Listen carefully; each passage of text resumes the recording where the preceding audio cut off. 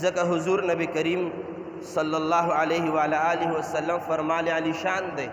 او دا حدیث مبارک اوریدل ضروری دی. حضور نبی کریم صلی الله علیه وسلم ارشاد فرمائی چې ورځې کوشش وکړئ چې روژه ونیسئ. نبی پاک فرمائی چې یو روژه د یو کال اجر او ثواب لري. او نبی پاک صلی الله علیه وسلم فرمائی چې قوموا لیلها د دغې لسو شپو کې سناسه قیام وکئ،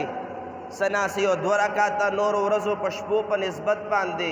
یو 2 رکعاته نفل زیات وکئ، لږ تلاوت زیات وکئ، لږ ذکر اذکار زیات وکئ. نبی پاک صلی الله علیه وسلم فرمایي چې دغې لسو شپو هره شپه چې چا هم قیام وکړو، چا هم عبادت وکړو، نبی پاک فرمایي د 10 ورځې او 10 شپې د غټ اختر والا هره شپه د لیلة القدر شپه ده. نبی پاک فرمایي چې هم په دې شپه باندې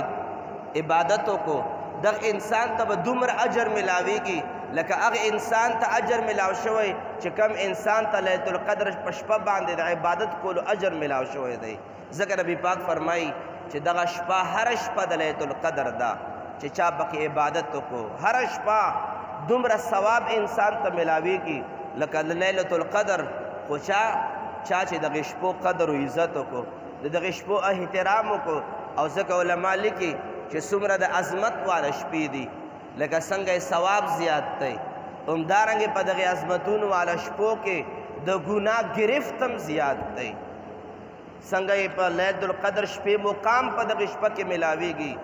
او د دې بې حرمتۍ باندې د لیلة القدر د شپې بې حرمتۍ بیا سزا او گرفت هم ملاویږي. ځکه علما مفسرین فرمایي چې کم شپې د عظمت واله وي هغه شپو باندې لکه څنګه یو عمل په 100 چنده باندې د هغې اجر ملاویږي، همدارنګې په دې شپو باندې د هغې ګناه په 100 چنده باندې د هغې گرفت دی او انسان ته سزا ملاویږي. او د دې د وجې نه حضور نبی کریم صلی الله علیه وسلم ارشاد فرمایي افضل ایام الدنیا ایام العشر. نبی پاک فرمایي چې په ټول کال کې افضل ترین ورځې چې دي دا د دغه 10 شپې د غټ اختر واله دي. قرآن فرمایي چې 10 شپې افضلې دي. نبی پاک فرمایي چې یوازې شپې افضلې نه دي بلکې دا ورځې هم افضلې دي لکه څنګه یې د شپې عظمتونو نه ډکې دي دارنګې دا 10 ورځې د غټ اختر والا دا ورځې هم د عظمتونو نه ډکې دي. مقصد مدا په دې جمله کې چې لکه څنګه عظمتونو باندې په عباداتو باندې په ذکر اذکار باندې انسان ته ډېر کمال ملاویږي، ډېر اجرونه ملاویږي. خو که چېرې بیا هم یو انسان دی د شپې د عباداتو توفیق نصیب نشو، د ورځې د روژې نیولو توفیق نصیب نشو دغه سخته ګرمۍ د بنیاد باندې، نو کم از کم دا یو خبره ضرور پکار ده چې که عبادت په دغې شپو کې ونه کړی شي، روژه د ورځې ونه نیولی شي، کم از کم د دې خبرې ضرور خیال وساته چې په دغې 10 شپو او ورځو کې د ګناه نه ځان وساته. دا هم د ستا دپاره نیکبختي به وي، د ستا دپاره د عظمت والا خبره به وي چې ګناه نه پکې ځان وساتې. خو که چېرې یو انسان نیکي لرې خبره الټا انسان پکې ګناهونه کوي او ګناه صرف دروغ نه دی، ګناه صرف غیبت نه دی، ګناه صرف بدکاری نه ده، بلکې کله ته په بازار کې په منډۍ کې هغه څاروي خلکو له په پوره نرخ باندې ورکوي، داسې ډېر کرته شوي دي چې کم سوداګران کسان وي غوا دپاره پوره 2 کاله ضروري دي چې 2 کالو پوره وي. هغه کس ورته قسم کوي چې ما ساتلې د 2 کالو پوره ده او د 2 کالو پوره نه وي سودا ورسره برابره شي، اخیستونکی د خرڅونکي په قسم باندې اعتبار وکړي او هغه د 2 کالو برابر نه وي چې یو ورځ کم 2 کاله غوا وي یا غوایي وي، یو ورځ خو پرېږده 1 ګنټه کم 2 کاله هم قربانی په ناجایز ده. ناجایز مطلب دا قربانی په نه کیږي او چې تا ته خرڅونکی قسم وخوري او په یو لک 10,000 روپۍ در باندې غوایې خرڅ کی ته لاړ شې اوو کسانو قرباني ده پکې د اوو مسلمانانو قرباني ده ستا د قسم د وجې نه ونه شوه اگر چې تا خوله باندې روژه نیولې ده شپې د تهجد مونځ کړی دی او سبا له د یو ناروا سودا د چا سره وکړه دا مونځ هم خدای پاک د ستا په مخ باندې درولی او دغه روژه هم د خدای پاک د ستا په مخ باندې درولی ځکه چې کومه روژه په کومه خوراک باندې ماتوي دا خوراک د حرامو دی کم تهجد باندې تا ته کم قوت میلاو دی د کم خوراک د وجې نه خوراک د حرامو دی نه د خدای پاک دا روژه قبلوي نه خدای پاک دا عبادت قبلوي یوازې دا ګناهونه نه دي چې کوم مونږ ته غټ غټ ګناهونه ښکاري غلطه سودا کول هم کبیره ګناه ده په دوکه باندې سودا ورکول هم کبیره ګناه ده بل مسلمان سره د نورو اشیاو خورد و نوش کې دوکه ورکول هم کبیره ګناه ده په دې شپو ورځو کې د کبیره ګناه نه ځان ساتل پکار دي ځکه مفسرین فرمایي لکه څنګه د عظمتونو شپو او په ورځو باندې د اجر و ثواب مقام و مرتبه زیاته ده دارنګې د ګناه هم گرفت او د خدای پاک طرف نه جرم او سزا زیاته ده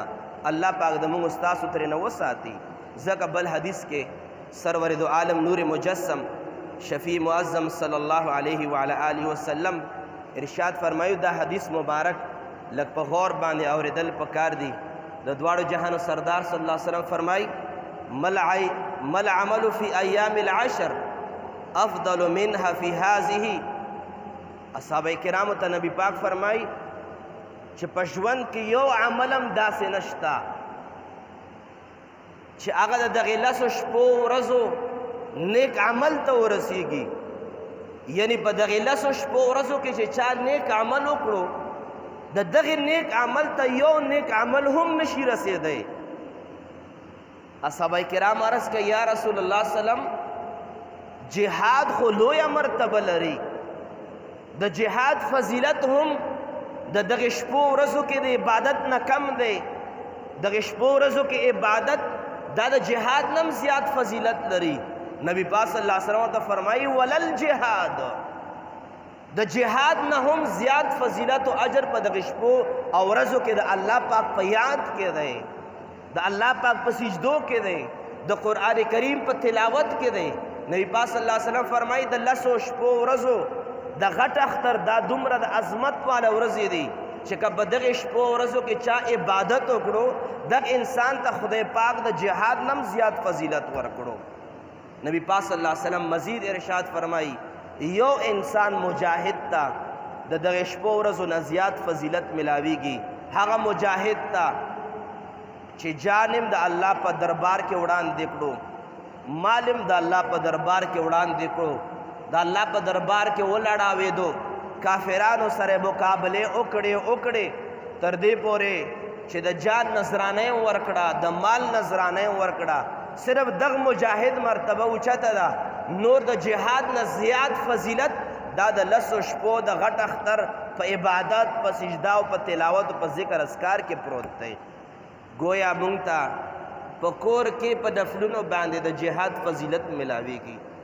او جهاد د هر چا د وس کار نه دی جهاد دلیری غواړي جهاد شجاعت غواړي جهاد په زړه کې یو ولوله غواړي جهاد په زړه کې یو جوش او جذبه غواړي جهاد په زړه کې یو کامل ایمان غواړي اغه بعد انسان میدان جنگ ته ځي خود دومره عظمتونو والا عبادت نم زیات ثواب دا په دغه 10 شپو کې نبی پاک صلی الله علیه وسلم حدیث پاک دی چې د بخاری شریف حدیث متاسو ته وړاندې کړو غرض مده حاضرینو چې دغه 10 شپې ورځې چې لکه څنګه موږ استاسو باندې نن سبا کې نوې کېدو والدي دا ډېرې د عظمت والا شپې دي دا ډېرې د برکت والا شپې دي قرآن کریم په هغې باندې ګواه دی لکه